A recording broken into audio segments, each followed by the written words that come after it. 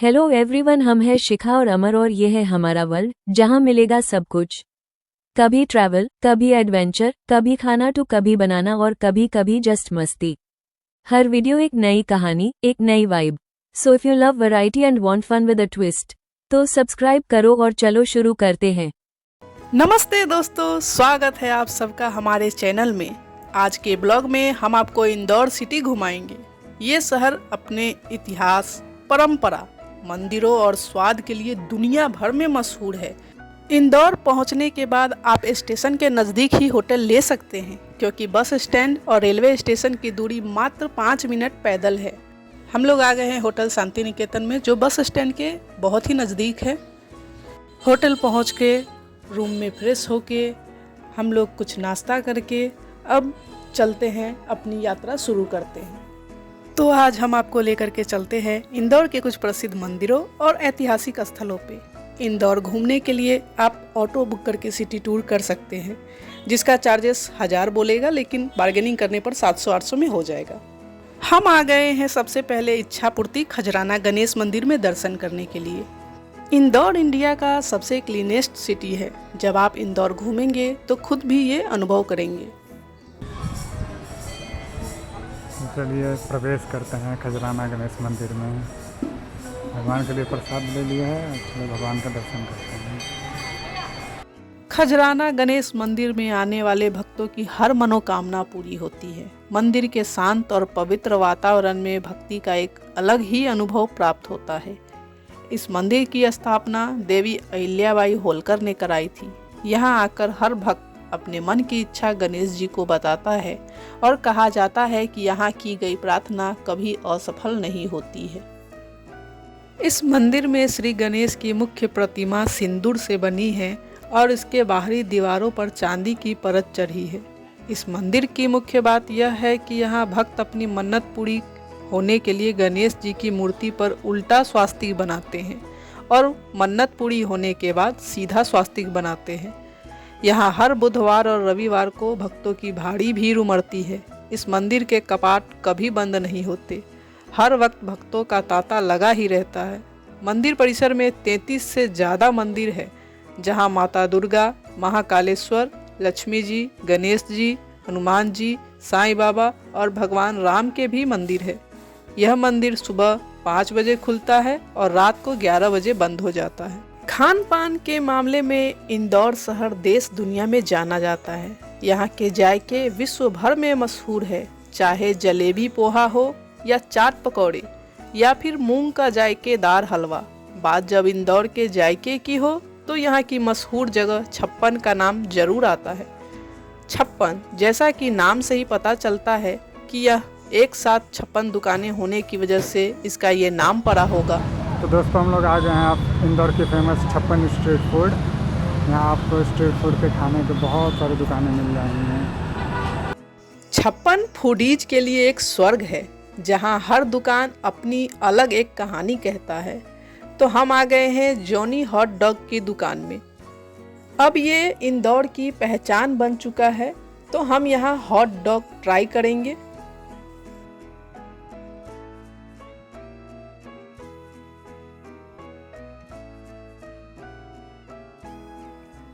इसके बाद हम आ गए हैं बाटला कचौरी ट्राई करने के लिए।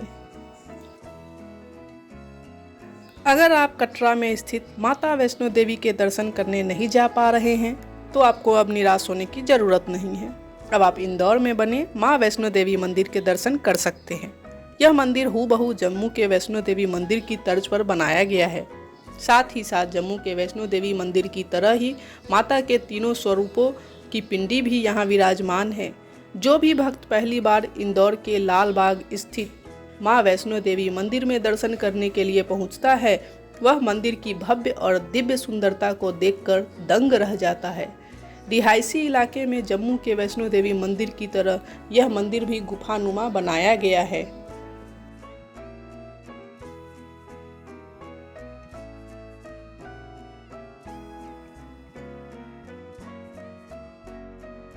जैसे जम्मू कश्मीर के कटरा में स्थित प्रसिद्ध वैष्णो देवी मंदिर में श्रद्धालु गुफाओं से होकर माता के दरबार तक पहुंचते हैं, वैसा ही अनुभव यहाँ इंदौर में भी कराया गया है। गुफा के अंदर की सजावट, दीवारों पर की गई कलाकृतियाँ और माँ वैष्णो देवी के दर्शन का दिव्य वातावरण सब मिलकर ऐसा आभास कराते हैं मानो हम सच में कटरा पहुँच गए हो। हर रोज़ यहाँ श्रद्धालुओं की भीड़ लगी रहती है माता के दर्शन के लिए। अगर आप भी इंदौर जाते हैं तो इस अद्भुत प्रतिरूपित मंदिर को देखने जरूर जाएं। माता वैष्णो देवी के दर्शन करने के पश्चात अब हम आ गए हैं अन्नपूर्णा मंदिर में, जो कि मां अन्नपूर्णा को समर्पित है। मां अन्नपूर्णा भोजन और समृद्धि की देवी मानी जाती है। मंदिर का शिल्प और माहौल दोनों ही मन को शांति देता है। मंदिर के प्रवेश द्वार पर खूबसूरत शिल्पकला, रंगोली के जैसे नक्काशी, हाथी और देवियों की मूर्ति को देखकर ऐसा लगता है जैसे मां स्वयं अपने भक्तों को आशीर्वाद देने आ गई हो। यह मंदिर मदुरई के प्रसिद्ध मीनाक्षी मंदिर जैसा दिखता है। मंदिर की बाहरी दीवारों पर देवताओं और उनकी पौराणिक कथाओं की आकृतियां अंकित है, जो इसे इंदौर में घूमने के लिए सबसे अच्छे स्थानों में से एक बनाती है। यहाँ इंदौर की आस्था और कला दोनों का एक सुंदर संगम देखने को मिलता है। ये मंदिर हर सुबह 6 बजे खुल जाती है और रात को 11 बजे बंद हो जाती है। इस मंदिर में विजिट करने का बेस्ट टाइम नवरात्रि और अन्नपूर्णा जयंती है। मंदिर परिसर में ही शिव जी की भी एक मंदिर है, उसमें भी आप दर्शन करने जरूर जाएं। अन्नपूर्णा मंदिर में दर्शन करने के बाद हम आ गए हैं रंजीत हनुमान मंदिर में। इसे चमत्कारिक हनुमान कहा जाता है। यह मंदिर बहुत ही पुराना है। अगर आप भी हनुमान भक्त हैं तो यहाँ दर्शन करने ज़रूर आए। इस मंदिर में वीडियोग्राफी अलाउड नहीं है, इसीलिए हमने वहाँ वीडियो नहीं लिया। अब हम उसी के पास में एक शनि मंदिर है, वहाँ पे दर्शन करने आ गए हैं। रंजीत हनुमान के दर्शन करने के बाद हम पहुँच गए हैं इंदौर के बड़े गणपति के दर्शन को, जो कि एशिया की सबसे बड़ी प्रतिमा है। यह मंदिर अपनी 25 फीट ऊंची और विशाल गणेश प्रतिमा के कारण प्रसिद्ध है। यह मंदिर सुबह के 5 बजे ही खुल जाती है और रात को 9 बजे बंद हो जाती है। तो आइए हम आपको बड़े गणपति का दर्शन करवाते हैं। बड़ा गणेश मंदिर में दर्शन करने के बाद हम पहुंच गए हैं लाल बाग पैलेस देखने के लिए, जिसका टिकट 20 रुपये पर पर्सन है। लाल बाग पैलेस का मुख्य द्वार बकिंघम पैलेस के द्वारों की प्रतिकृति है। महल में इतालवी संगमरमर के स्तंभ, भव्य झूमर, फारसी कालीन, रंगीन कांच की खिड़कियां और छत पर सुंदर नक्काशी है। यह सुबह के 11 बजे से शाम के 5 बजे तक खुली रहती है और सोमवार को यह पैलेस बंद रहती है।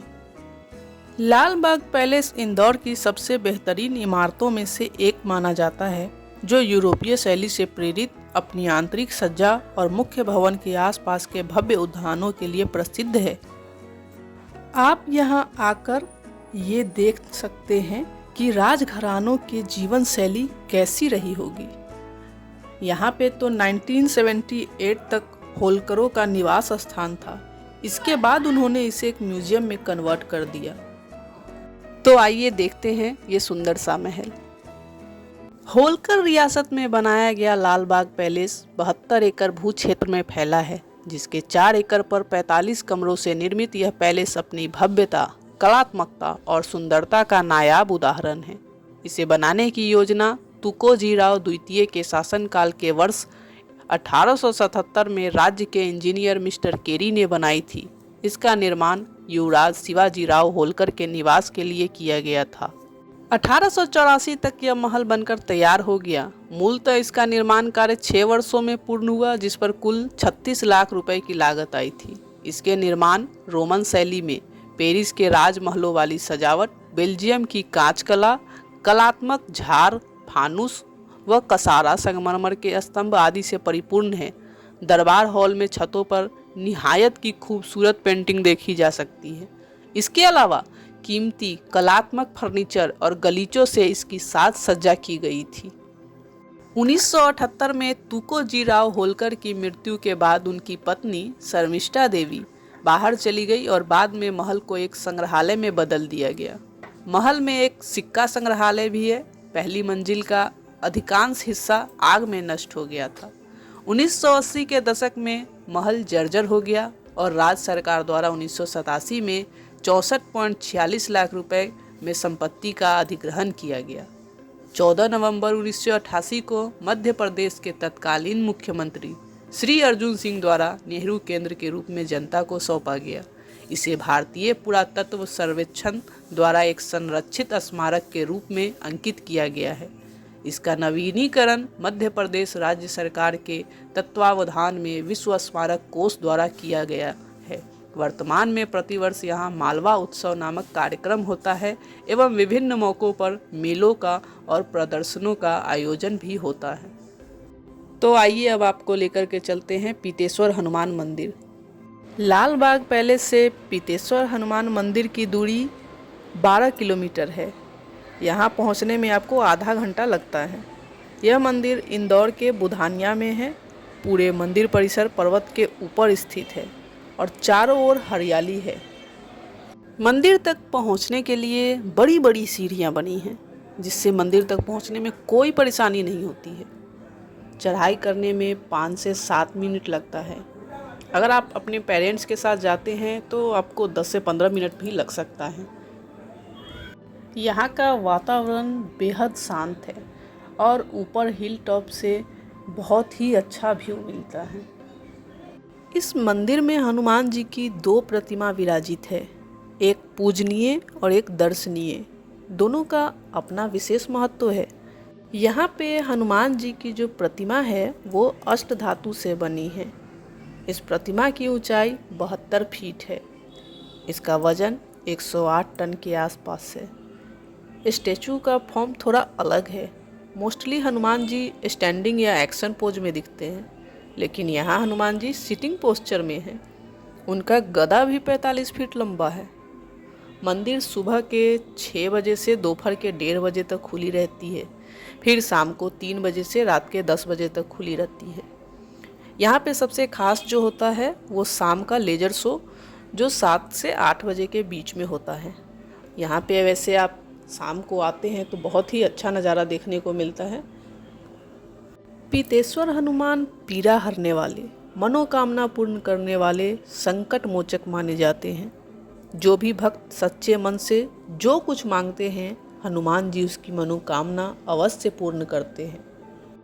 पीतेश्वर हनुमान की इस दर्शनीय प्रतिमा को पूर्ण करने में 125 कारीगरों को 7 वर्ष का समय लगा। यह प्रतिमा ग्वालियर में बनाया गया था। प्रतिमा को ग्वालियर से 264 भागों में लाया गया था, जिसे जोड़ने में कारीगरों को 3 वर्ष का समय लगा। प्रतिमा पर 7 चक्र मौजूद है। कहते हैं उन चक्रों से ब्रह्मांड की ऊर्जा प्रवाहित होती है। इस मंदिर की खास विशेषता यह है कि यहाँ पे पितरों की स्मृति में 1 लाख पौधारोपण किया गया हुआ है। मंदिर तक पहुँचने के लिए जितना आसान ऊपर चढ़ाई करना था, उतना ही मुश्किल नीचे उतरने में हो रहा है।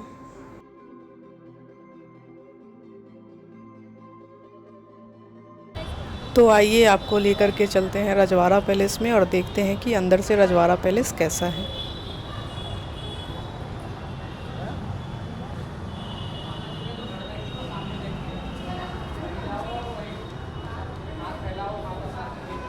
भैया 2 टिकट दीजिए। कितने?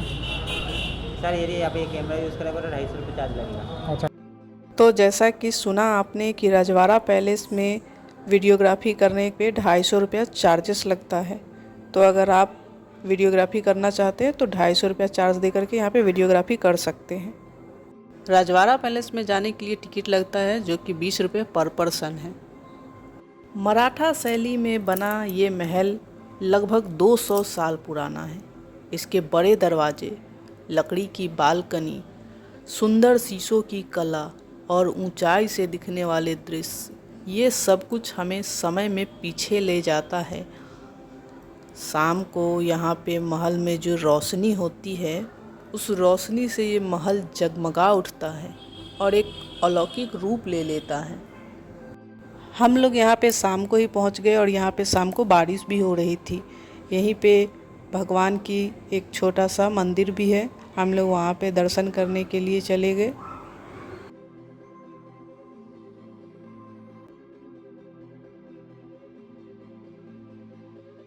आप रजवाड़ा पैलेस का दौरा करके होलकर राजवंश की विरासत और स्थानीय संस्कृति का अनुभव कर सकते हैं। यह इमारत आयताकार है। इसके चारों कोनों पर बेलनाकार बुर्ज बने हुए हैं। इसका मूल निर्माण वर्ष 1766 था, पर यहाँ आग लगने की वजह से ये महल क्षतिग्रस्त हो गया था और इसका दक्षिणी हिस्सा जल गया था, जिसे 1833 तक फिर से बना दिया गया। वर्तमान में रजवाड़ा पैलेस राज्य की संपत्ति है। ये महल 7 मंजिला है, पर 3 मंजिल तक जाना ही टूरिस्ट को अलाउड है।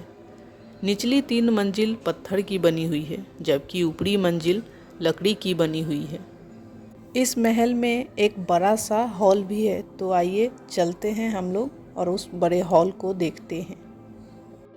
तो ये है इस महल का बड़ा सा हॉल, जो देखने में बहुत ही सुंदर है। महल के पास में ही उनका एक राजवंश संग्रहालय भी है। हम लोग महल से निकल करके अब राजवंश संग्रहालय को देखने के लिए आ गए हैं।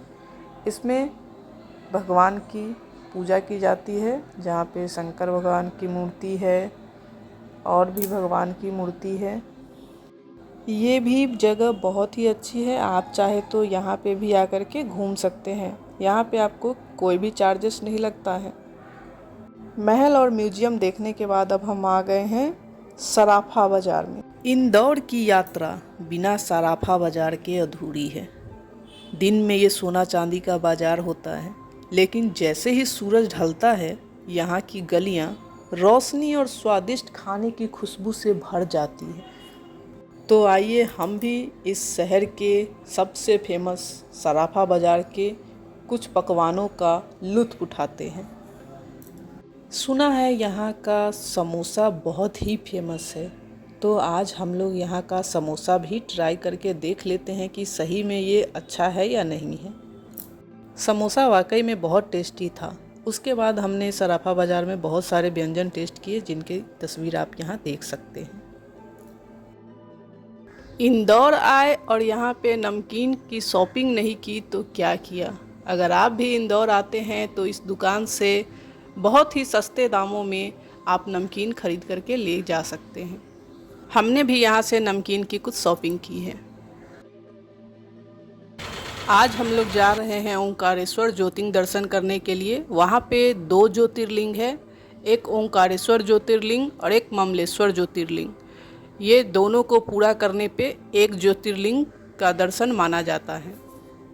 ओंकारेश्वर ज्योतिर्लिंग और ममलेश्वर ज्योतिर्लिंग में वीडियोग्राफी अलाउड नहीं है, जिसकी वजह से हमारे पास उसका कोई फुटेज नहीं है।